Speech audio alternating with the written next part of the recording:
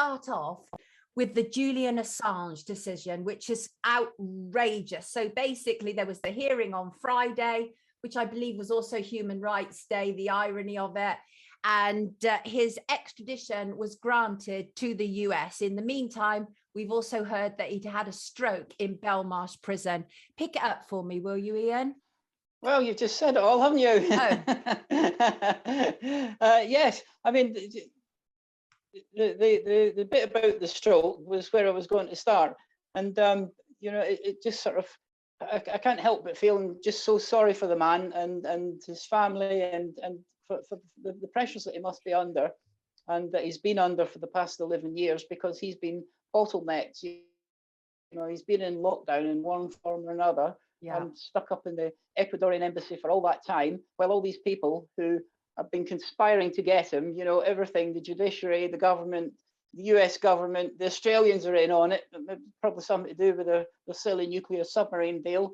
You know, the whole thing is just a complete, absolute nightmare. And when you think back on what Julian actually did, was absolutely nothing wrong. And nothing wrong whatsoever. He got information, it's in the public interest, he published it, or he gave it to other people who published it, which is initially what happened. And he's the one that goes to jail for it. And when you see the content of the videos that he managed to get, you know, from right inside the American war machine, from some other young lad who decided, well, this is just not right, and I'm going to do something about this. So he's blown the whistle. He's obviously been in deep trouble for quite some number of years. And yeah, you know, the real criminals are the ones who are sitting in the White House. Yeah. It's awful. He's a political prisoner. There's no doubt about it. So as you say, he's been detained since 2010, 11 years. And all he was doing was highlighting war crimes, you know, and the CIA kill teams. And as his partner and mother of his children, Stella Morris, said, at each hearing, we hear more about the abusive and criminal nature of this case. And they've pretty much tried everything. There were discussions about, well, poisoning him, killing him. They spied on him. There was they were doing things like taking his baby's nappies and just insane stuff that they completely inhuman. Yes, go on, Ian. They even wanted to. They were even planning to actually storm the Ecuadorian embassy, which is, you know, it's basically sacred ground on British soil, and you know that would break every single convention that was ever invented. Whenever it comes down to diplomatic status. For embassies and people that are given the protection of an embassy, you have to hold something as sacrosanct, and they would even consider doing that. You know, they really are terrible. And something that I always think in the back of my head is, what if he had found some really nasty information about China or about Russia and he had published that? They would have not been after him then. They would have thought, oh, he's the best thing since sliced bread. So let's have a, you know, let's poke the panda or poke the bear or whatever it is they seem to like doing frequently these days. And he would have been an absolute hero for exposing whatever tragedies are going on with the Uyghurs or aren't going on with the Uyghurs or the Russians or Navalny or and they're all a bunch of hypocrites. They really are, because you've got the Russians. You know, you've got the Russians, you've got that Vladimir Putin sitting there in his palace, and he's calling out the Americans and he's calling out the British, and he's doing the same thing himself. And the Chinese, they're just sitting with their arms folded, having a laugh at it all, you know, and selling us face masks. Yeah, and influencing the world. It is completely wrong. Basically, he humiliated the Americans, and the American government is not having that. And we all know what an absolute coward Boris Johnson is, and the British government. So they're not going to help him anyway. So what is it? And the Australians as well. You know, they're in on it because he's an Australian citizen. Yeah. Absolutely. And then, of course, we heard that he had a stroke in October, and obviously his fiance in Belmarsh, he had the stroke, and obviously his fiance Stella is blaming the stress, because you would. I mean, he's under intolerable pressure and intolerable stress. And honestly, I just think they want to see him off. I mean, Yeah, it would just solve everything, wouldn't it, for them? it totally would, you know, out of sight, out of mind, and then out of earshot altogether. And the problem is the man's got young children that never get to see the father, or very rarely get to see the father. I mean, the total isolation of that for as a human being, being isolated in that, in amongst those the lovely residents of Belmarsh Prison. Well, you can just imagine, can't you? And you know, if you were a murdering scumbag and you ended up in Belmarsh, then nobody would have any sympathy for you. You would deserve to be where you're at, and you would probably just acknowledge that yourself. Well, most people would, I guess. Yeah. But you know, to be in that situation for that amount of time and to go through all this legal rubbish, and I'm guessing that when you're banged up in prison, your communication doesn't flow. It's like staggered. You might not hear from people for a week, 2 weeks.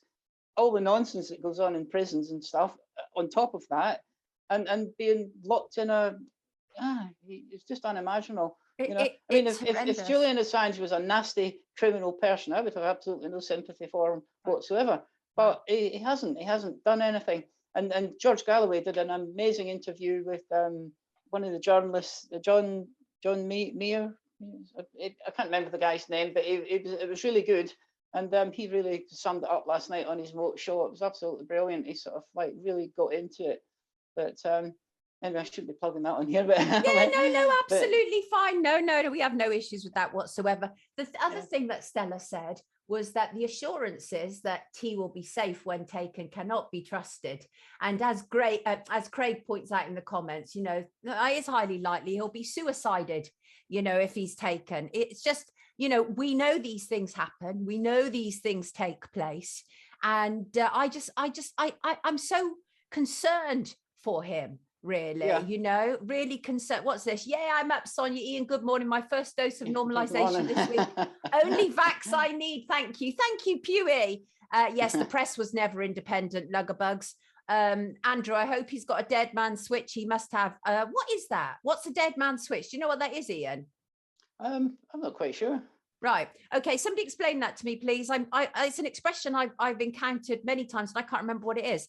Chris, I'm so angry and sad for Julian Assange, an innocent man who exposed US war crimes. Shame on the mainstream hacks who failed to stand behind him. Exactly. Now, Ian, that is a really important point, isn't it? And one person who absolutely has stood behind him, of course, is Craig Murray, who's only just been released himself, and he was at the hearing on Friday.